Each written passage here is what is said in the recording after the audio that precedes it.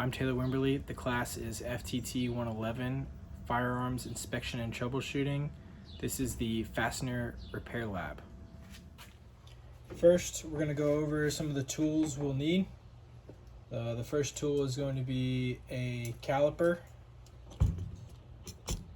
The next tool you're going to need is going to be a tap handle, your number 31 jobber drill bit, your 5/64 jobber drill bit, your center drill, your 6x48 tap, your number 1 spiral screw extractor, and we have our 3 fasteners. You're also going to need a vise, some files, screwdrivers, a Sharpie so that we can mark our drill spots, and some sandpaper, a drill, and the bluing solution.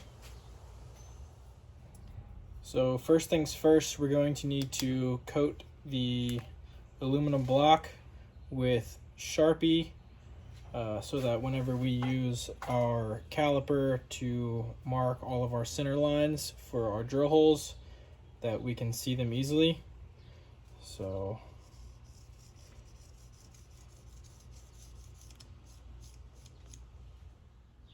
alright, now that we have our aluminum block coated with our Sharpie, we're going to take our caliper and zero it so that we have an accurate measurement and get our width.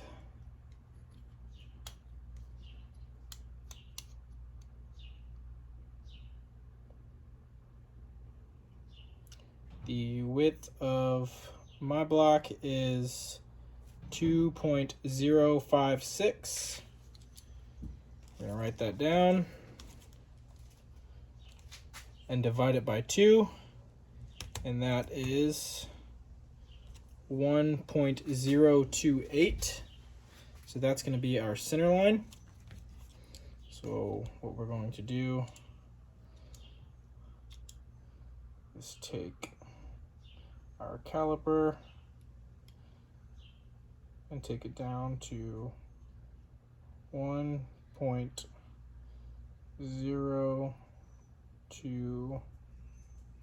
If I can get it to stay there.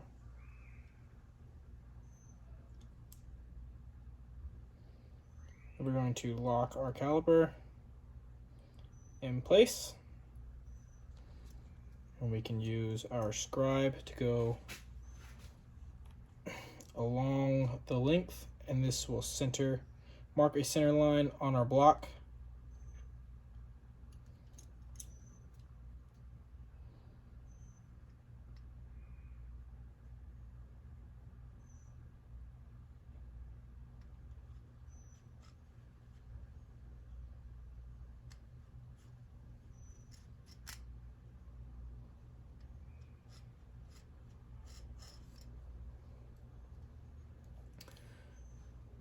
There you go.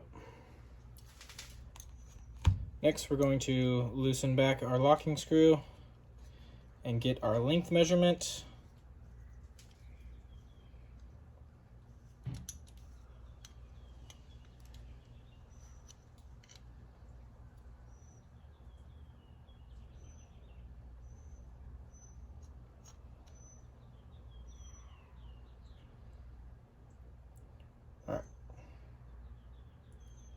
My length measurement is 4.023. We're going to divide that by 2. That comes out to 2.0115. Bring that down to 2.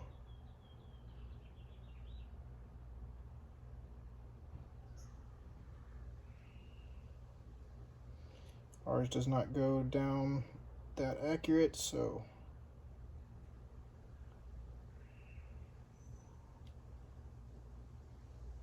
come on. Actually, it does.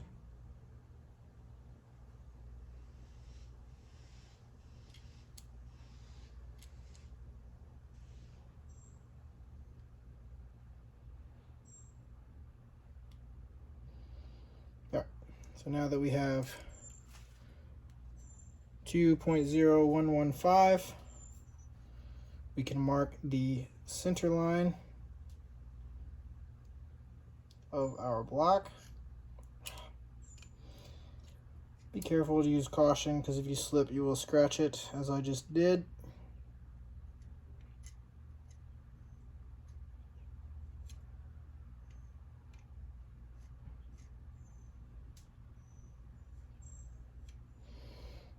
Alright, and that is going to mark the center hole that we will be drilling.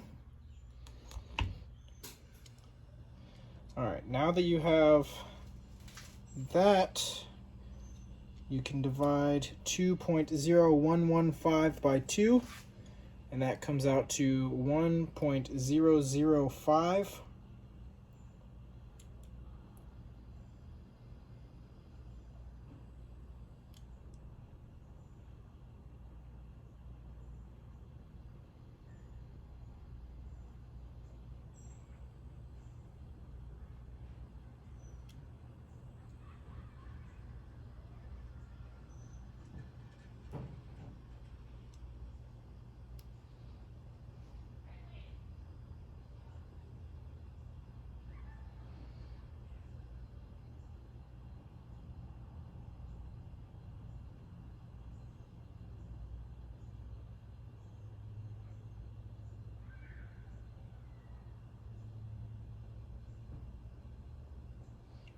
Once you have that set, you can mark your other two holes, and this will be exactly centered on each half, giving you 3 total points that you're going to drill.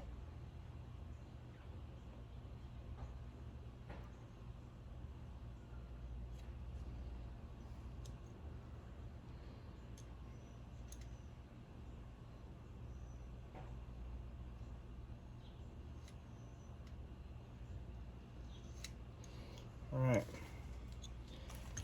This will give you each of your 3 center points that you're going to drill. All right, next you're going to take your center punch, which is the one with the finest tip, and a hammer. As accurately as you possibly can, you're going to put that center punch on to your marking and tap it. What that's going to do is give you a little divot for your center drill.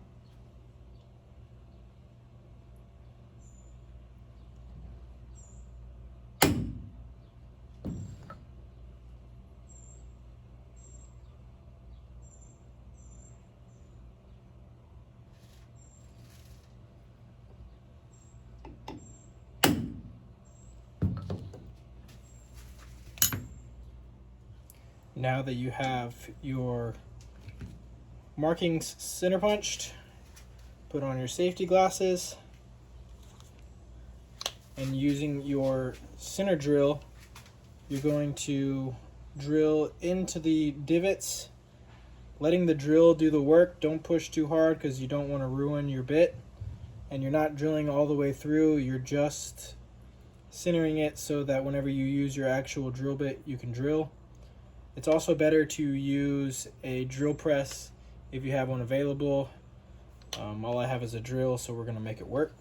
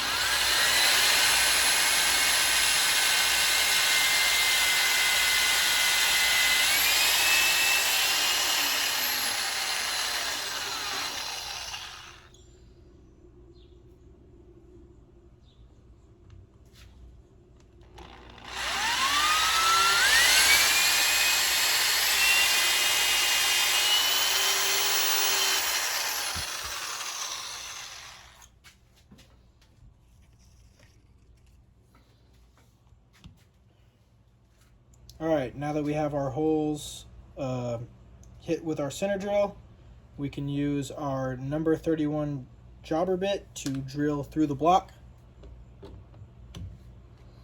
Insert the drill bit into that drilled hole and let the drill do the work.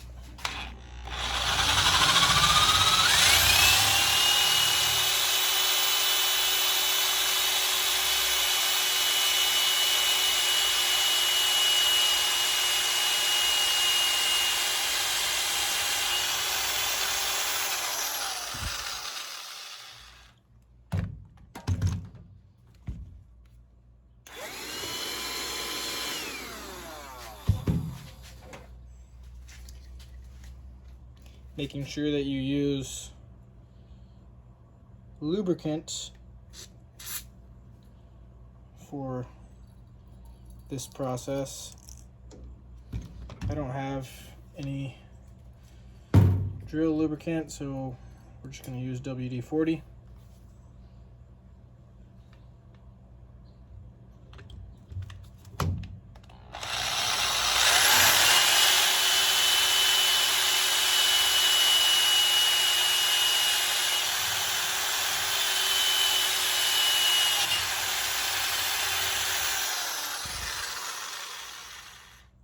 It's important to remember to keep your drill as perpendicular as possible when doing this.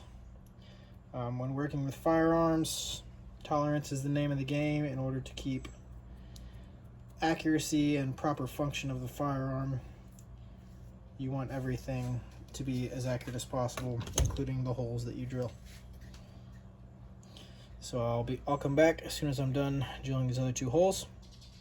Alright, now that you're done drilling the holes, before you tap, you're going to want to clean them and just get the area prepped for tapping.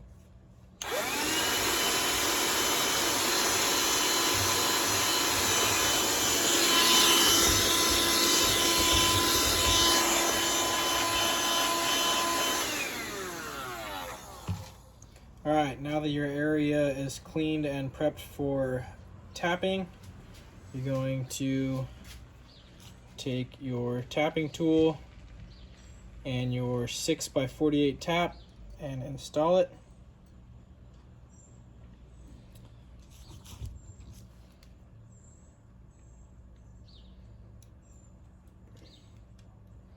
I like to make sure that these are very snug and tight in there.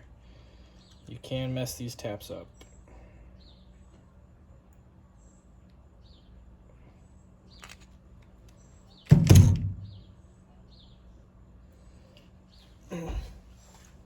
Now, they do make drill bits that are capable of tapping and drilling at the same time. I feel that that's best to be done with a drill press, which I don't have. So we're going to hand tap it. Do not use this in a drill bit. Make sure you do this by hand. And when tapping, you put the tap into the hole, keep it as straight up and down as possible, and do little turns. You'll feel it starting to cut in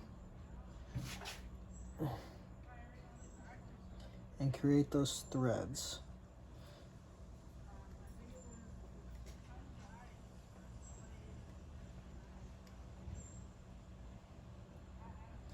We'll eventually get to the point where it stands up on its own. At this point, you know you started it good enough. Remember, as you cut, this is cutting metal and it's creating chips or coils, and you need to break those off, otherwise you can either break your tap, ruin the tap, or even get it stuck in there and you have a whole nother set of problems on your hand. So just every turn or so, back it off.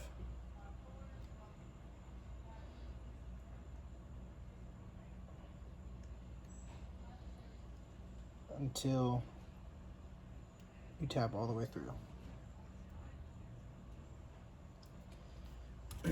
If your tap loosens up on you, your tapping tool loosens up on you, tighten it back up, take it out, tighten it back up.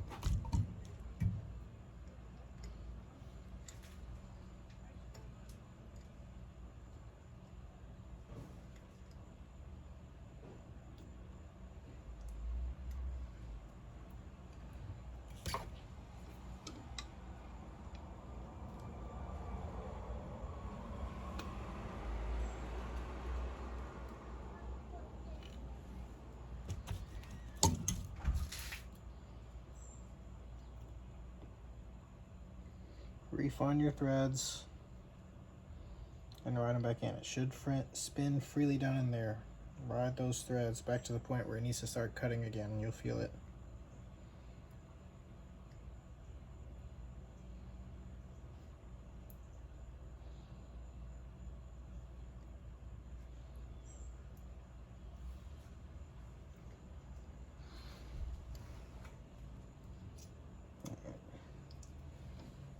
I think my tapping tool is no good.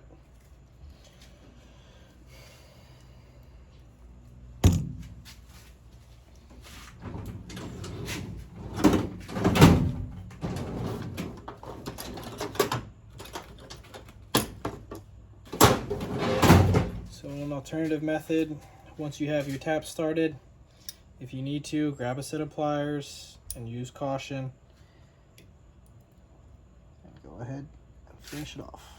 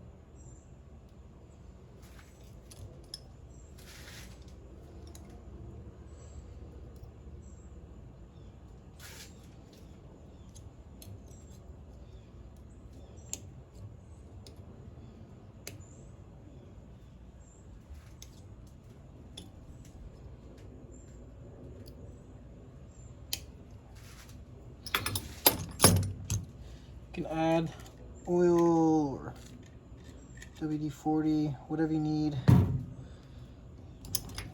to help the threads cut, keep them lubricated.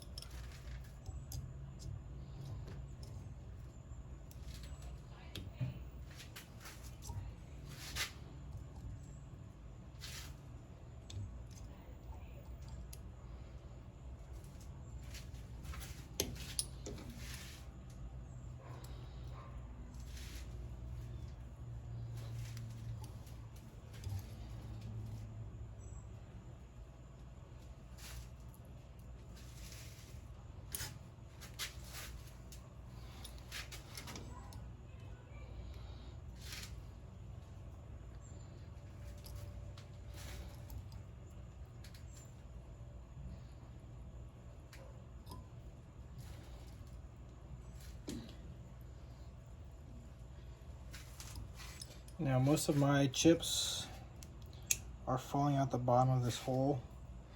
If you have a blind hole that you're tapping, that won't be the case. So it may be even harder to do this, even messier, and you're gonna have to break it off more often.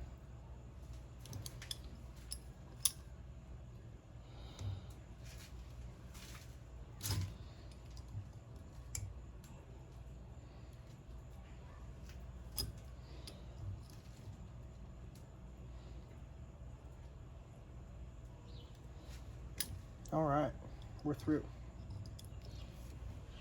All right, for the sake of this video, I'm going to go ahead and tap these other two holes off camera. All right, now that you have all of your holes tapped, it's time to deburr the edges to ensure that the screws fit properly. My kit didn't come with a deburring tool and I don't have one, so I'm going to use a Phillips head screwdriver and just very carefully deburr the edges.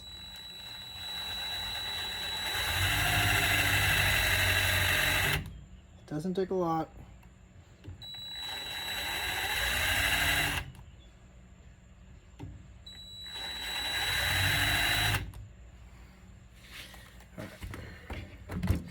So you can clean that up.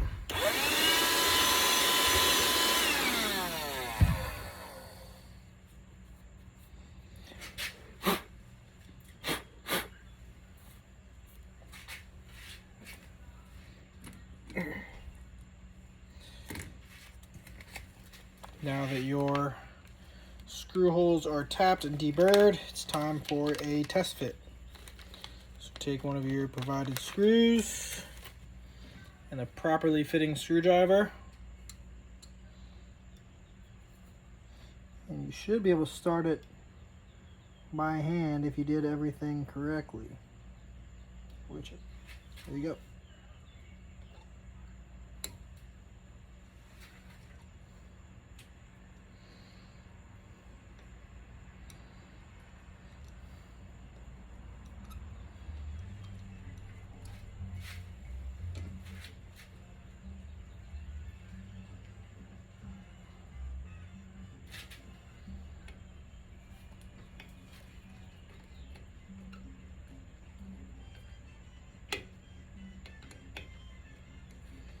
So you can see screw fits just fine.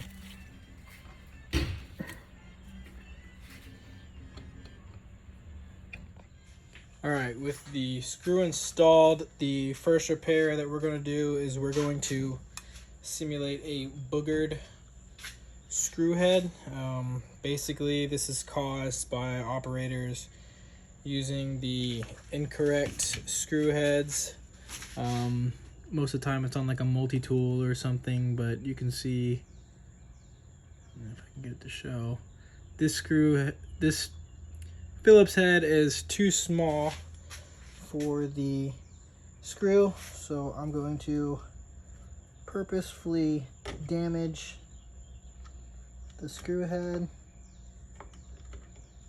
by twisting it, basically messing it up.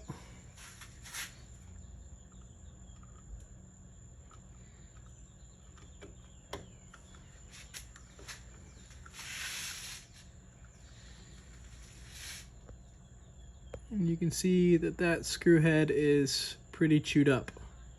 I'm gonna go ahead and remove it, and then I will show you the process of repairing it. Okay, the next step is with the file, you are going to repair the screw head by filing it down to where it needs to be. This step may take a while, as you have to be pretty accurate with it. Notice I also put a rag in the vise. You could also get soft jaws for your vise or a block of wood, but you want to protect the threads so that when you go back to install this fastener, that everything will work like it needs to. Okay, so I'm gonna get this fastener repaired and I will check back in at the next step. Okay, now with the screw head repaired, basically reprofiled, you're going to need to blue it because you can't just install a screw head looking like this. A customer would not be very happy. So the first step before bluing is you have to essentially sand down and polish the screw head because the bluing will show any defects through that. So I'm going to walk us through that step next. Okay, so you can see what I did here when I put the screw inside of the drill. I put some painter's tape around the threads just to help protect them a little better. And I have my sandpaper. This is like 120 grit. I'm going to use that first, and then I'm going to step it up to 240 grit because that's the finest sandpaper that I have to polish it. You can really take this as far as you want. You can also use some really fine steel wool. And yeah, we're just going to go through the process of polishing this screw head.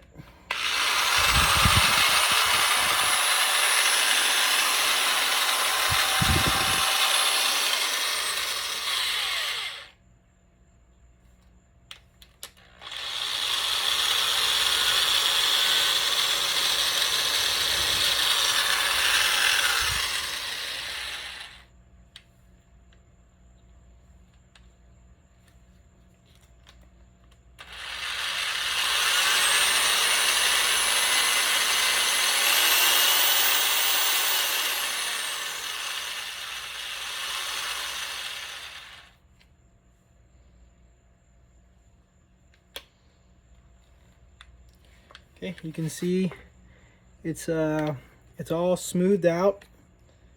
Looks pretty nice. It's just kind of dull, so I'm gonna step it up to the next grit.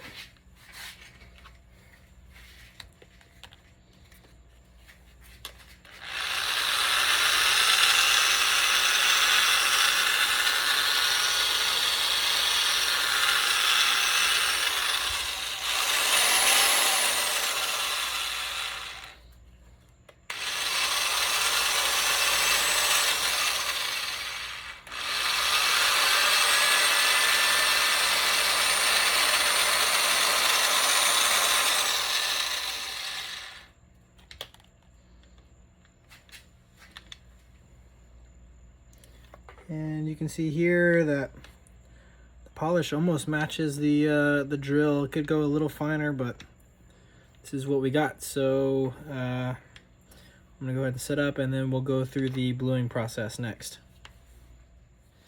Okay, now that your screw head is all polished, what you need to do is prep the head to be blued.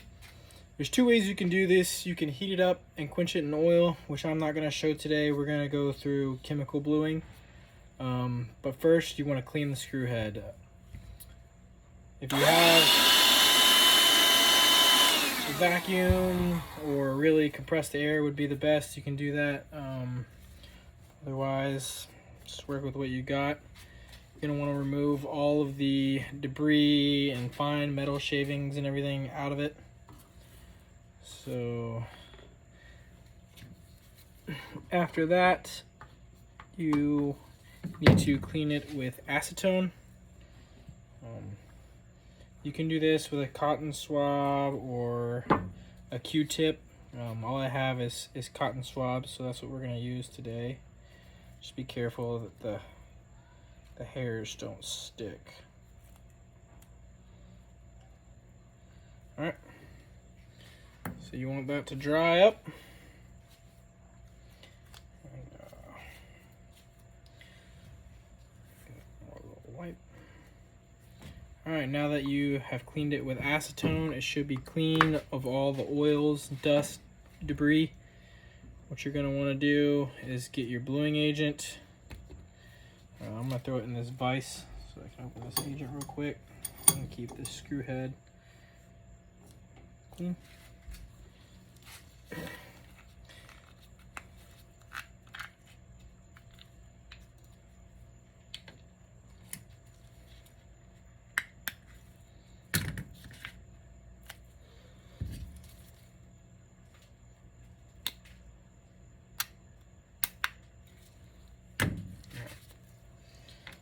I'm just going to pour it in this cap so I can set it right here. You're going to take a cotton ball, dip it in that agent, soak it up, and just apply. And you should see it within a matter of seconds start to work its magic. And you can apply as many coats as you need to in order to get the desired effect. This one looks like it only really needed one coat. All right, set your bluing agent aside. In order to dilute the solution, you need to dip it in cold water to neutralize it. All right, and dry it off.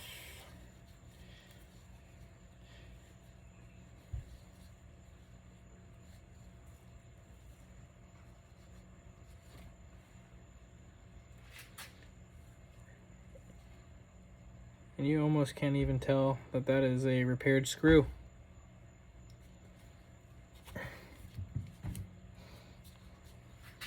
All right, we're gonna move on to the next step. Okay, so for the next step, in the center hole, we are going to intentionally cross thread this screw.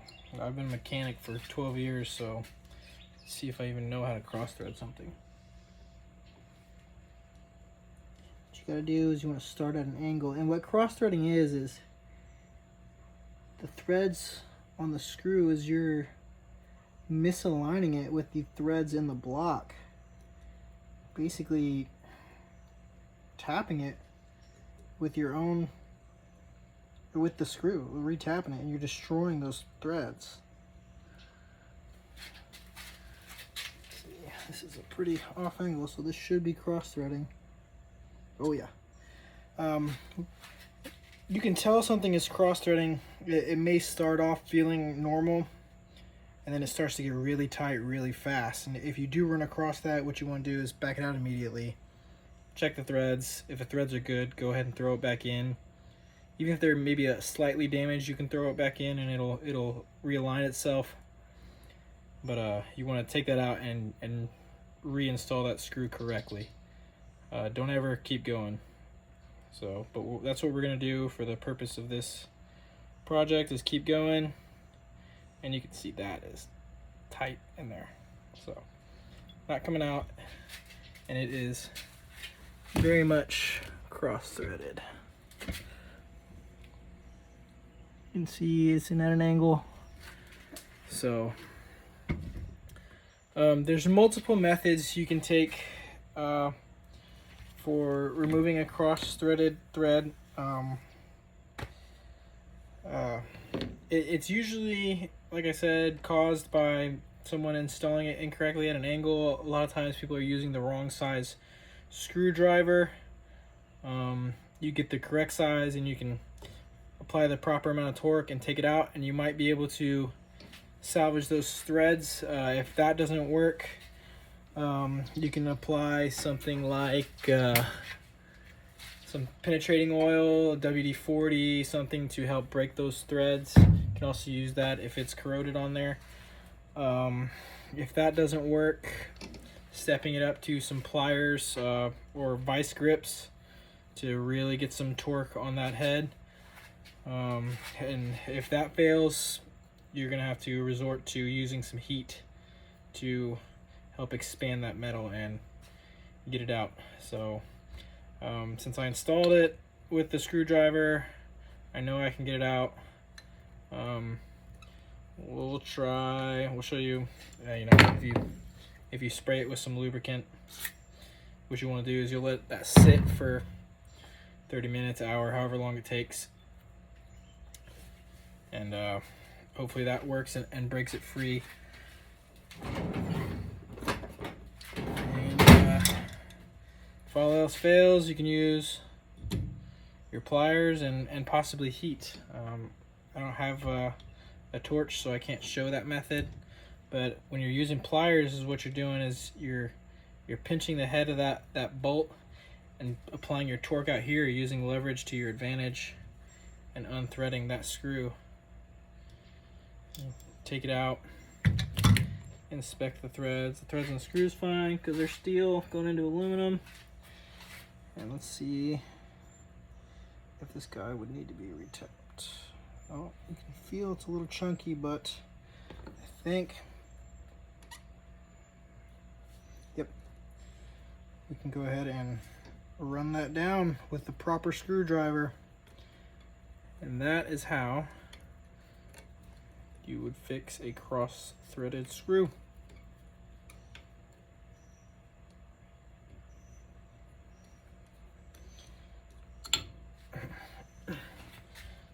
Let's really booger these threads up, and then we can retap it.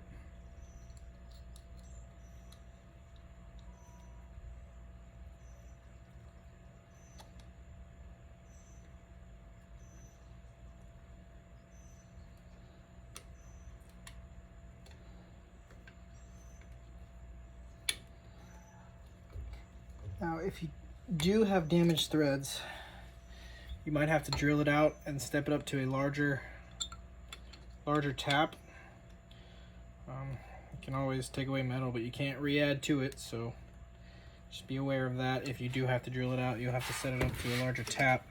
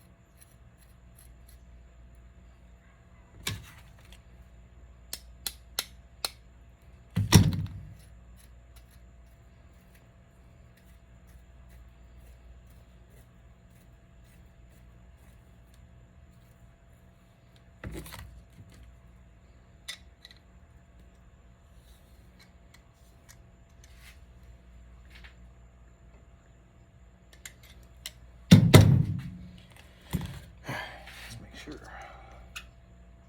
Yeah, I can't go any more than that. So take your screwdriver or your screw back out with the proper screwdriver this time. And you're just going to do the same process you did with tapping it originally and reset those threads. Oh yeah, you can feel it recutting it.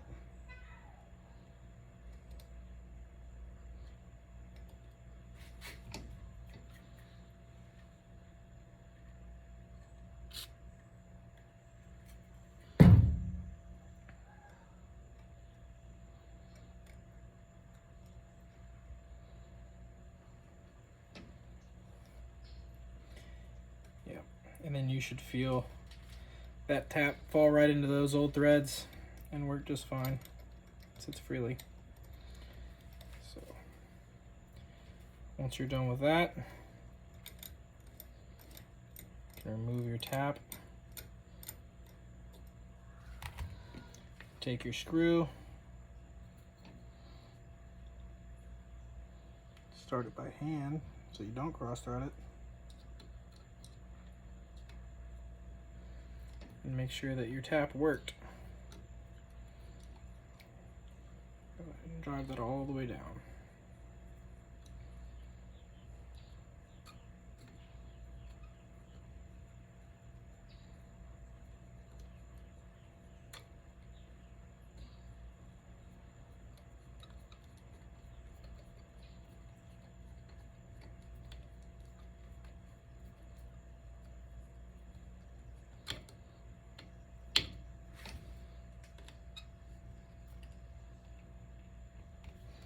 And there you go. Screws installed. Tap worked just fine. Alright. We set up for the next step. Okay, so for this last step, we are going to simulate a broken screw. Couple things here. If you're lucky, the shank will break outside of the threaded portion that you're installing it into, and you can take like a big pair of channel locks or some vice grips and grab that shank and take it out, similar to how we removed the cross-threaded screw. If it's seized in there, then you obviously won't be able to do that. The thing you have to worry about with these guys breaking is they don't always tend to break flat. They'll break like a corkscrew, and you can essentially take like a small screwdriver or a pick and tap it out. You catch that lip and tap it out like a corkscrew. If that doesn't work, you're gonna have to file that screw head flat and then drill and use an extractor, which is the method that I'm going to be showing here now. So let me get this in here and get it to where I can cut the screw head off.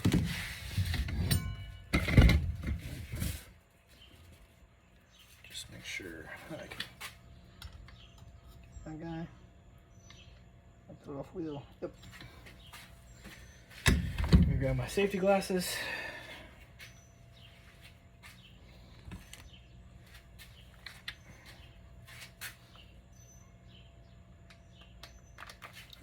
Battery.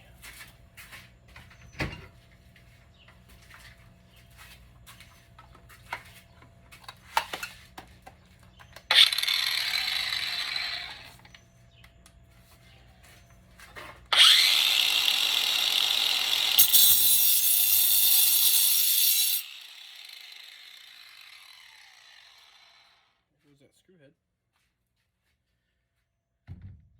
All right. So even when I cut that off with a cut off wheel, it didn't cut off flat. It broke off. So the next step that we're going to do here is file that shank flat so that it will accept our punch and our centering bit and our drill. So let me grab my files.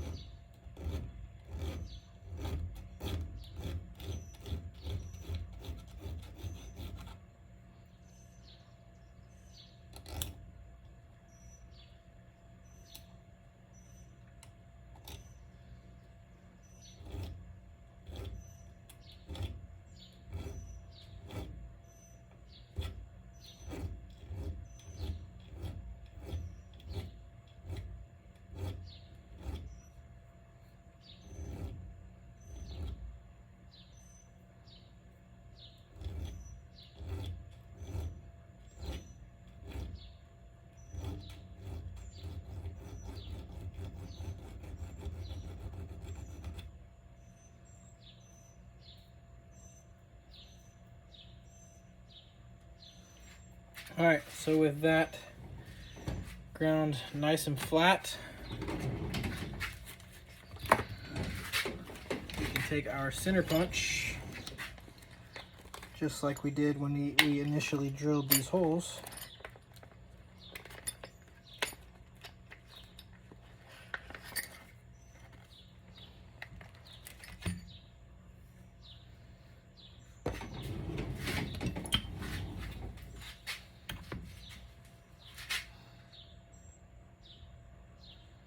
You want to get it at as centered as possible. Let me do this. And it's going to need a heavier whack than that aluminum did because it's steel and it's a harder metal.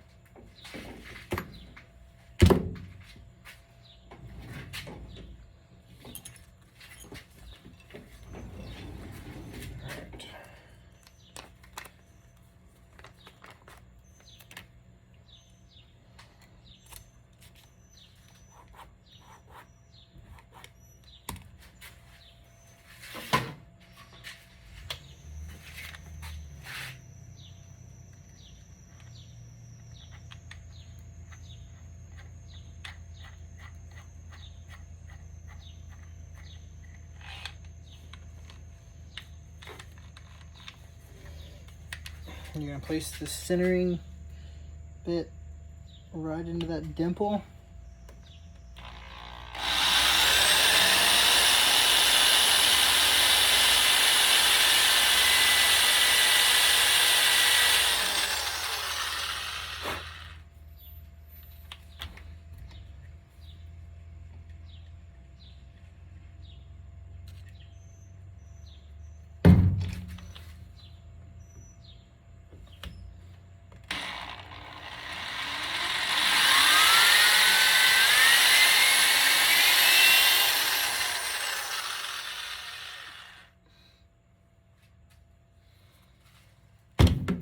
Drilled right through.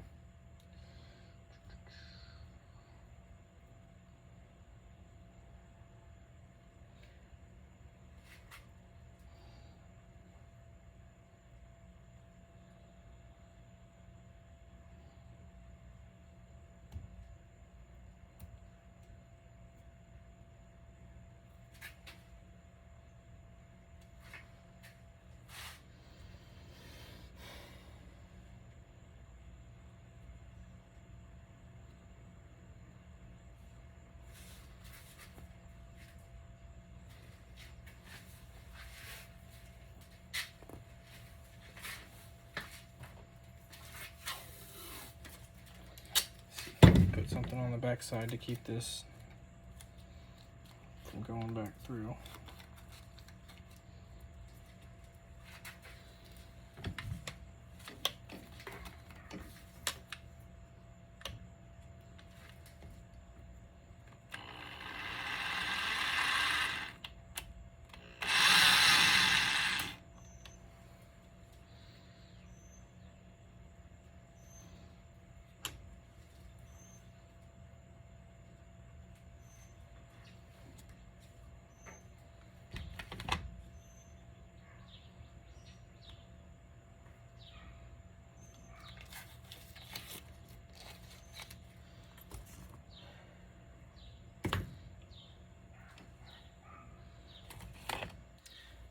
Let me fix this issue with the shank going all the way through, and I'll be right back.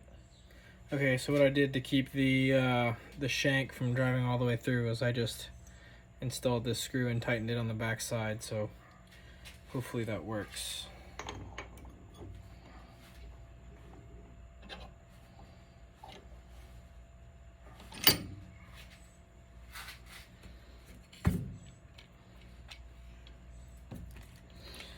All right.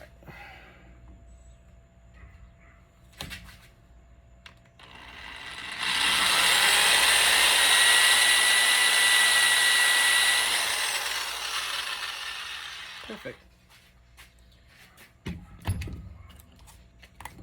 All right, so the next step, you're gonna remove your center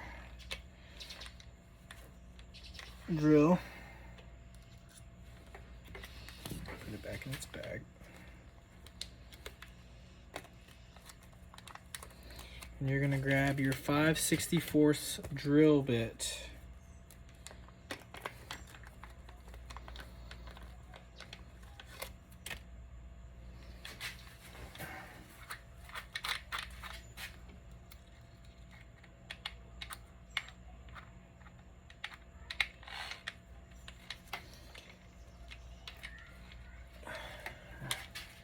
So So with your 5/64 drill bit installed, you're going to drill into that hole that you used with your sintering bit. Make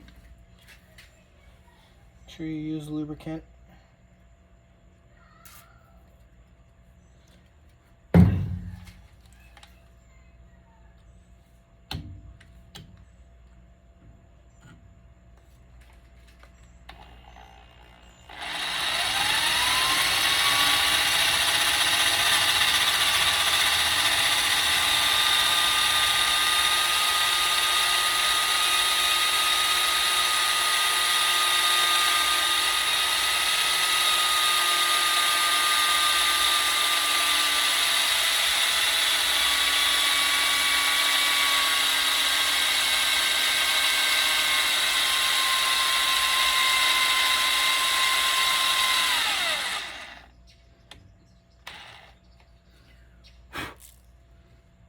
Now when doing this, just like when you started your initial holes, you want to do this as straight up and down as possible.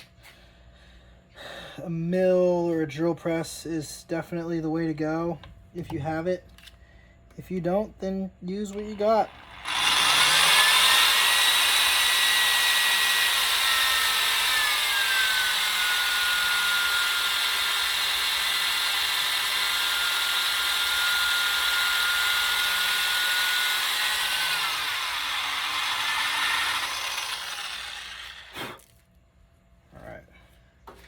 Now that you have a hole drilled into the shank, you can use your extractor bit. There we go.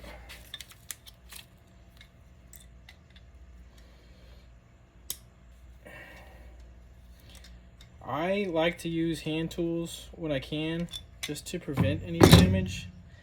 You could use a drill, just set it on like a lower torque setting. But when you use something like a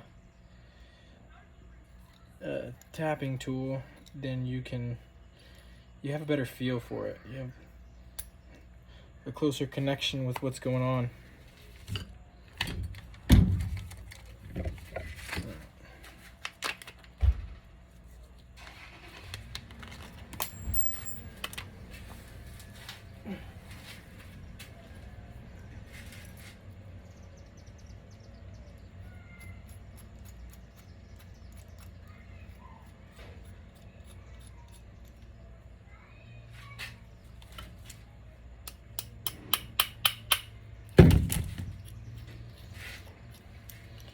Throw your extractor into your tapping tool.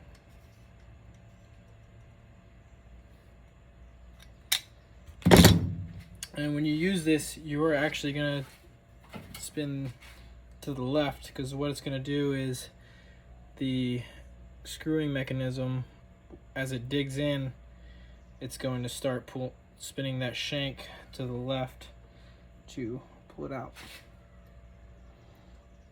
So just like when you're tapping, try and keep it as straight up as possible, and you'll feel it. It'll catch that shank.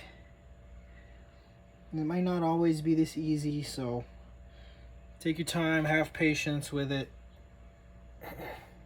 You don't want to break these small bits. So,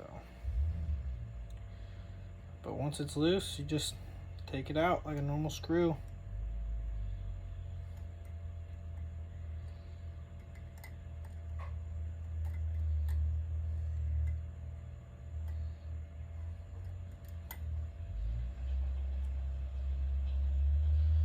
And there you go.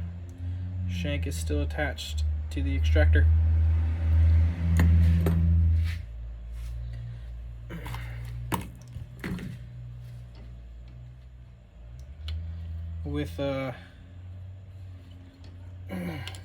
With that screw that you just extracted, you want to test and make sure that the threads didn't get damaged. Well, if you're working on a firearm, you're gonna need to make sure they didn't get damaged, because you're gonna need to install a new part. So That's what we're going to check right now. We're going to take this screw from the first hole that we deboogered and install it into this one.